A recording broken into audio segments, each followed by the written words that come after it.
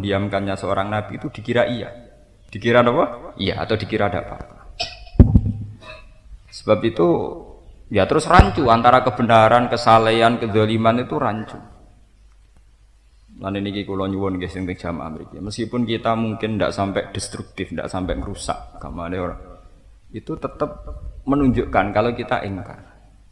Nggih kalau kita napa? Ingkar. Niki penting kula aturaken. Minimal dimulai dari menutup diri. Niki rungokno tenan iki fatwa sensitif ya, karena ini urusan nahi mungkar.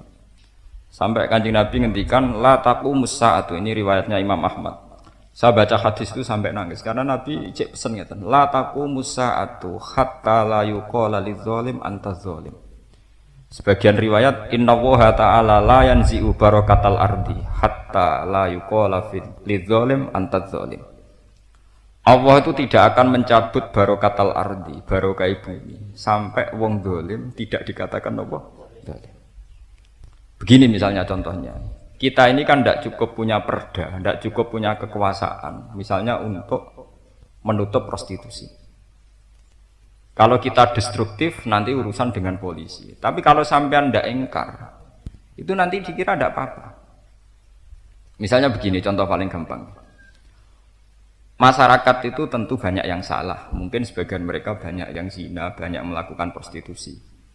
Tapi selama orang yang nakal itu disebut lonte, WTS, itu ada pengadilan sosial, sehingga mereka secara kultur masyarakat disingkirkan atau paling tidak dihujat, dijauhi, paling tidak punya kasta yang rendah, karena bahasanya masih disebut lonte atau WTS. Tapi sekali bahasa ini rubah karena dianggap hak pribadi, hak asasi, atau dulu zaman Harmoko malah disebut wanita harapan. Memang bahasa kesantunan itu ya penting juga, tapi kalau bahasa santun itu berlebihan nanti menutup yang mungkar. Orang kesebut nopo mungkar. Itu bahaya, nanti akan menjadi campur aduknya hukum. Sehingga ketika kita tidak bisa mencegah prostitusi, paling tidak dengan bahasa-bahasa tetap bahasa-bahasa kasar tadi, orang-orang nakal tetap mendapat kasta yang rendah. Tapi sekali kita mendiamkan itu atau tidak ingkar, maka akan dikira tidak apa-apa. Itu tadi. Misalnya seks bebas disebut hak asasi manusia. Maling copet dianggap kreatif. Wong napa? Kreatif. Jadi sing kecopetan wong bodoh, sing kasil nyopet pinter. Perkara to misalnya.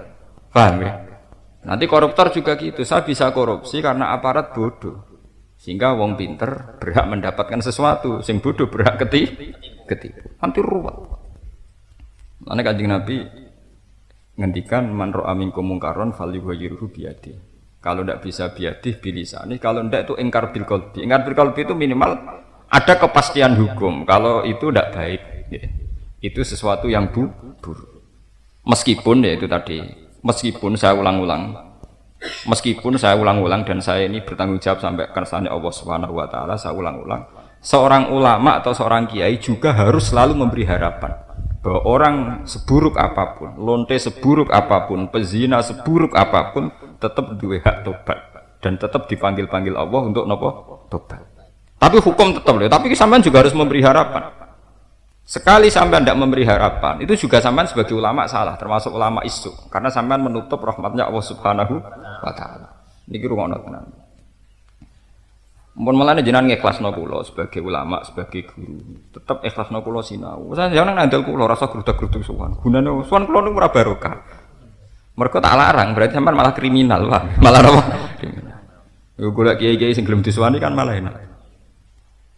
Mergo kula niku tetep mikir ya, tetep mikir. Yang menjaga khazanah agama itu siapa kalau ndak orang alim? Kalau kitab ya kelar tuku, ya iso maca. Mungkin sampean problemnya kan iso tuku, ora iso maca. Kadang ya ora iso tuku, ora iso maca. Oh itu yang terbanyak. Jadi jangan kira saya muji yang melarat iso maca, ora iso tuku. Ndak, kebanyakan juga ada iso maca, ya ora iso tuku. Dan yang suka juga dolim, tuku mobil 100 juta kuat, kon tuku Ihya ra gelem. Padahal Ihya paling regane pinten? Paling 200.000. Niku pun edisi terbaik, mun edisi. Kula niku Ihya ini mulai Darul Fikr sampai Darul Kutub Al Ilmiyah sampai cetakan Bandung gak ada saya.